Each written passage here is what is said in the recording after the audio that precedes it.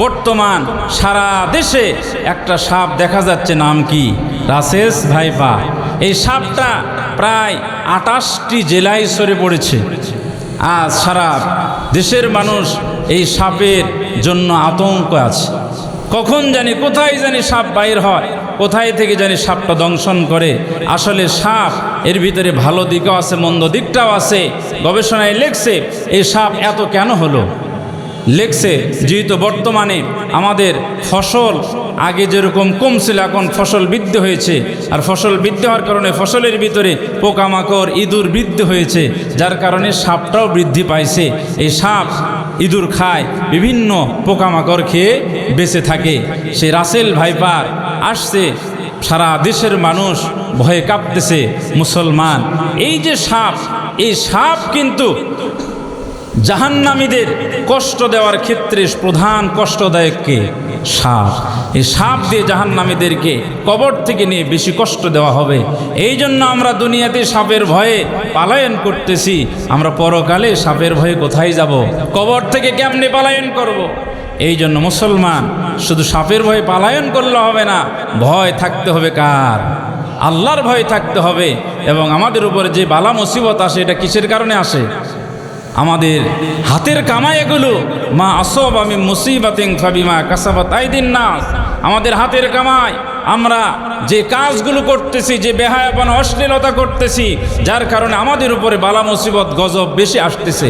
এই জন্য আমাদেরকে ভালো হতে হবে, ইবাদত করতে হবে, এবং সাপ এবং বিষাক্ত পোকামাকড় থেকে বাঁচার জন্য বিশ্বনবী একটা দোয়া শিখিয়ে দিয়েছেন, আউযু বিকালিমাতিল্লাহি তাম্মাতি মিন শাররি মা খালাক। আমরা এই দোয়া বেশি বেশি পাঠ করব। আল্লাহ তাআলা আমাদেরকে সমস্ত বিষাক্ত প্রাণী থেকে রক্ষা করবেন। আল্লাহ তাআলা জানি এই পৃথিবী একদিন ছিল না।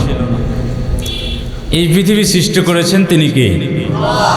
আল্লাহ তাআলা পৃথিবী সৃষ্টি করে আমরা যেমন ইবাদত করছি, আমাদের পূর্বে একটা জাতি ছিল, যেই জাতি পৃথিবীতে ইবাদত করেছে, সেই জাতির নাম কি? জিন জাতি। নাম কি জানেন না? জানেন, বলতেছেন না হুজুর, ভুল হয় নাকি? হ্যাঁ, ভুল হলে সমস্যা নেই, নাম্বার কাটা হবে না, 100তে 100 পাবে। তাহলে যেই জাতি ছিল আমাদের পূর্বে ইবাদত করেছে, সেই জাতির নাম কি? জিন জাতি।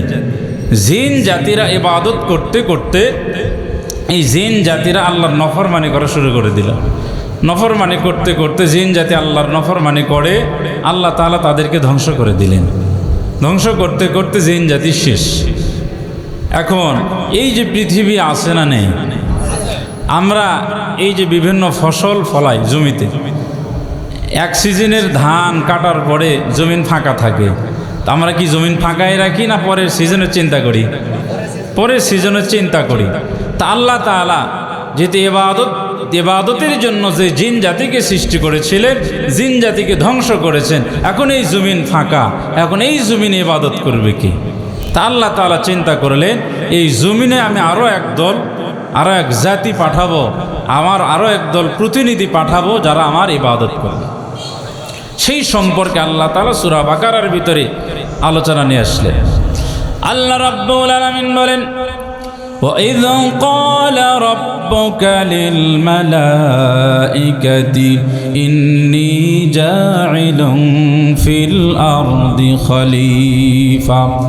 আল্লাহ রাব্বুল আলামিন জিন জাতিকে ধ্বংসের পর ফেরেশতাদেরকে নিয়ে বসলেন, ও আমার ফেরেশতারা, আমি আমার জমিনে আবারও একদল প্রতিনিধি পাঠাতে চাই, আর একদল প্রতিনিধি আমি পাঠাতে চাই। ফেরেশতারা আল্লাহকে বললেন, আল্লাহ আপনি যেই প্রতিনিধি পাঠাবেন, এই প্রতিনিধিরা তো দুনিয়াতে গিয়ে ফিতনা ফাসাদ করবে। ক্বালু আতুফসিদু ফিহা, আল্লাহু আকবার।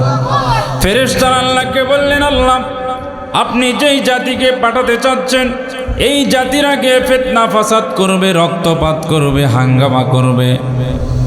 আল্লাহ রাব্বুল আলামিন ফেরেশতাদেরকে বললেন, ও আমার ফেরেশতারা, আমি তারপরেও প্রতিনিধি পাঠাতে চাই। এবার ফেরেশতারা বললেন, আল্লাহ প্রতিনিধি পাঠাবেন, আপনার উদ্দেশ্য কি? আল্লাহ রাব্বুল আলামিন বললেন এই প্রতিনিধিরা দুনিয়াতে গিয়ে আমার ইবাদত করবে। ওয়া নাহনু নুসাব্বিহু বিহামদিকা ওয়া নুকদ্দিসু লাক, এই প্রতিনিধিরা দুনিয়ার জমিনে গিয়ে আমার তাসবিহ পাঠ করবে, আমার ইবাদত করবে, সব কিছু আমার পালন করবে, দায়িত্ব পালন করবে। আমি যা বলবো এই প্রতিনিধিরা তা পালন করবে। ফেরেশতারা বললেন আল্লাহ না না, তারপরেও তাদের সৃষ্টির কোনো দরকার নাই, আপনার ইবাদতের যত দরকার আছে আমরা ইবাদত করব, আপনার তাসবিহ পাঠের দরকার আছে আমরা তাসবিহ পাঠ করব, সব কিছু আমরা করব, এই প্রতিনিধি পাঠানোর কোনো দরকার নাই। আল্লাহ রাব্বুল আলামিন ফেরেশতাদেরকে জানিয়ে দিলেন, ও আমার ফেরেশতারা, ক্বালা ইন্নী আ'লামু মা লা তা'লামুন। আল্লাহু আকবার। আল্লাহ রাব্বুল আলামিন ফেরেশতাদেরকে বললেন, ও আমার ফেরেশতারা, আমি আল্লাহ যা জানি তোমরা ফেরেশতারা তা জানো না। এবার মুসলমান বলেন তো, আল্লাহ যা জানে ফেরেশতারা কি তা জানে? ফেরেশতারা তা জানে না। তারপরেও ফেরেশতারা কেন বললেন, আল্লাহ আপনি যেই জাতিকে দুনিয়ার বুকে পাঠাতে চাচ্ছেন এই জাতিরা কি রক্তপাত করবে, ফিতনা ফাসাদ করবে, হাঙ্গামা করবে, তাহলে বলেন তো ফেরেশতারা কি আমাদের জন্য একটা অপবাদ লাগাই দিয়েছিল কিনা?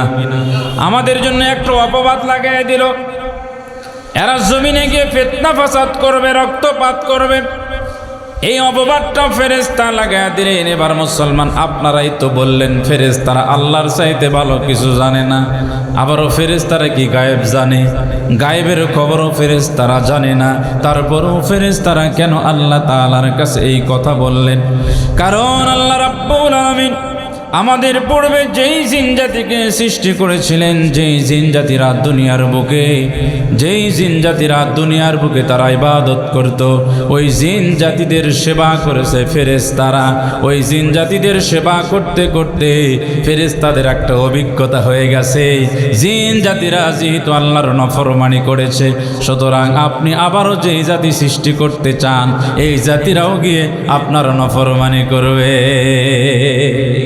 তারা ফেরেশতাদের যে অপবাদ দেওয়াটা ঠিক আছে, ফেরেশতারা এই জিনদের উপর নির্ভর করে বলছে যে জিন জাতিকে তো আল্লাহ সৃষ্টি করেছিলেন, এই জিন জাতিরা গিয়ে তো ফিতনা ফাসাদ করছে, আল্লাহর নফরমানি করেছে, আপনি আবার মানুষ সৃষ্টি করতে চাচ্ছেন, এই মানুষগুলো গিয়ে তো আবারও আপনার নফরমানি করবে, ঠিক কিনা? মুসলমান ভাইরা, আল্লাহ রাব্বুল আলামিন ফেরেশতাদের কথার জবাব দিয়ে আল্লাহ রাব্বুল আলামিন ফেরেশতাদেরকে বললেন, আমি সৃষ্টি করতে চাই সর্বপ্রথম মানব যাকে আল্লাহ তাআলা সৃষ্টি করলেন তার নাম কি? আদম আলাইহিস সালাম। নাম কি আপনারা কি জানেন না? না কথা বলতে চাচ্ছেন না? কষ্ট হচ্ছে আপনাদের? সর্বপ্রথম যেই মানবকে সৃষ্টি করলেন নাম কি? আদম আলাইহিস সালাম। আল্লাহ রাব্বুল আলামিন সর্বপ্রথম আদম আলাইহিস সালামকে সৃষ্টি করলেন। আল্লাহ তাআলা সৃষ্টি যখন করবেন চারজন বড় বড় ফেরেশতাকে ডাক দিলেন। চারজন বড় ফেরেশতাকে ডাক দিয়ে বলছে, ও ফেরেশতারা, আমি দুনিয়ার জমিনে প্রতিনিধি পাঠাতে চাই। সর্বপ্রথম মানব আমি আদম আলাইহিস সালামকে সৃষ্টি করব। ফেরেশতাদের মধ্য থেকে একজন ফেরেশতা চারজনের মধ্য থেকে একজন ফেরেশতাকে আদেশ করলেন, জিবরিল আলাইহিস সালামকে আদেশ করলেন, জিবরিল যাও যাও দুনিয়ার জমিন থেকে এক মুষ্টি মাটি নিয়ে আসো। জিবরাইল আলাইহিস সালাম দুনিয়ার জমিনে চলে গেলেন। যাওয়ার পর মাটিতে হাত মারবে, এমত অবস্থায় মাটির জবান খুলে গেল। মাটি কাকুতে মিনতি করছে, না না, আমাকে গ্রহণ করা যাবে না। কেন গ্রহণ করা যাবে না? মাটি বলছে, এই মাটি দিয়ে আল্লাহ তাআলা যেই ব্যক্তিকে সৃষ্টি করবে তারা তো দুনিয়াতে এসে গুনার কাজ করবে, যেই গুনার কাজের কারণে তাদেরকে জাহান্নামের ভিতরে নিক্ষেপ করবে। আমি মাটি ওই জাহান্নামের ভিতরে নিক্ষিপ্ত হতে রাজি না। জিবরিল আমিনের অন্তরে দয়া এসে গেল। জিবরিল আমিন খালি হাতে আল্লাহ তাআলার কাছে চলে গেলেন। আবারও দ্বিতীয় নম্বর ফেরেশতা হযরত মিকাইলকে পাঠানো হলো। মিকাইল মাটির কাকুতি মিনতি শুনে খালি হাতে ফেরত গেলেন। এবার আল্লাহ রাব্বুল আলামিন তৃতীয় নম্বর ইসরাফিল আলাইহিস সালামকে পাঠালেন। ইসরাফিল আলাইহিস সালাম মাটির কাকুতি মিনতি শুনে খালি হাতে চলে গেলেন।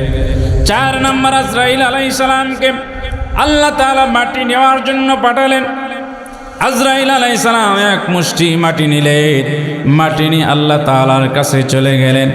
আল্লাহ তাআলার কাছে মাটি নিয়ে যখন উপস্থিত হলেন, আল্লাহ তাআলা হযরতে আজরাইল আলাইহিস সালামকে ডাক দিয়ে বললেন, ও ফেরেশতা আজরাইল, 3 জন ফেরেশতাকে পাঠালাম, তারা খালি হাতে ফেরত আসলো, তুমি কেন খালি হাতে ফেরত আসলা না?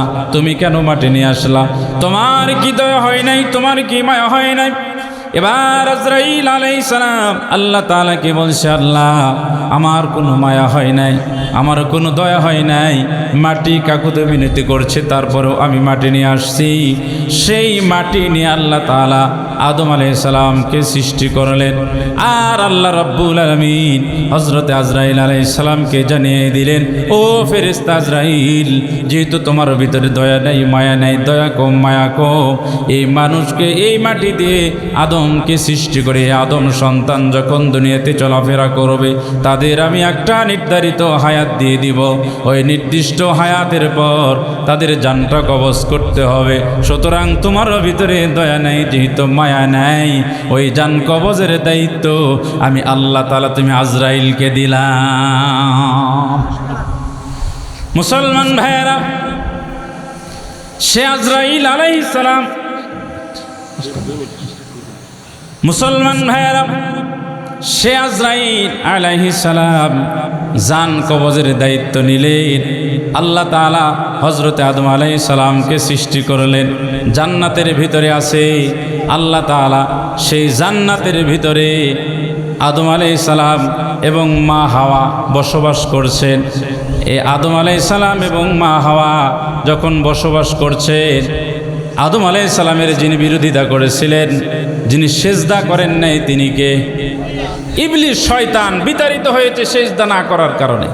এই ইবলিসকে জান্নাতের ভিতর থেকে বাহির করে দেওয়া হলো। সেই ইবলিস আবার জান্নাতের ভিতরে কেমনে যাবে?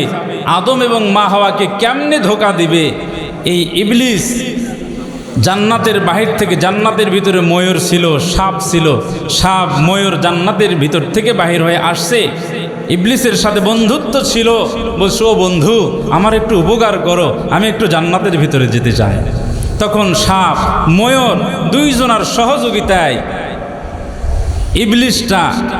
ইবলিসকে তারা পরামর্শ দিল, তুমি সাপের আকৃতি ধারণ করো। ময়ূর মুখের ভিতরে নিল, জান্নাতের ভিতরে নিয়ে গেল। যাওয়ার পরে ওই ইবলিসকে ময়ূর মুখের ভিতর থেকে ছেড়ে দিল। সেই সাপের আকৃতিতে আদম আলাইহিস সালামকে ধোঁকা দিল কে? শয়তান, ইবলিস। তা আল্লাহ তাআলা ওই যে সাপ জান্নাতের ভিতরে ছিল, এই কারণে আল্লাহ তাআলা সাপকে শাস্তি দিলেন।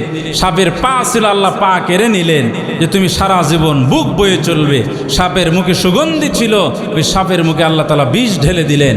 এবং ময়ূরকে যে শাস্তি দিলেন, ময়ূরের পা কুৎসিত করে দিলেন, এবং ময়ূরের যে ঠোঁট ছিল সোনালী কালার, এটাও কুৎসিত করে দিলেন। এবং ময়ূর এবং সাপকে আল্লাহ তাআলা আদম আলাইহিস সালামের সাথে দুনিয়াতে পাঠালেন। সেই সাপ, বিষাক্ত সাপ,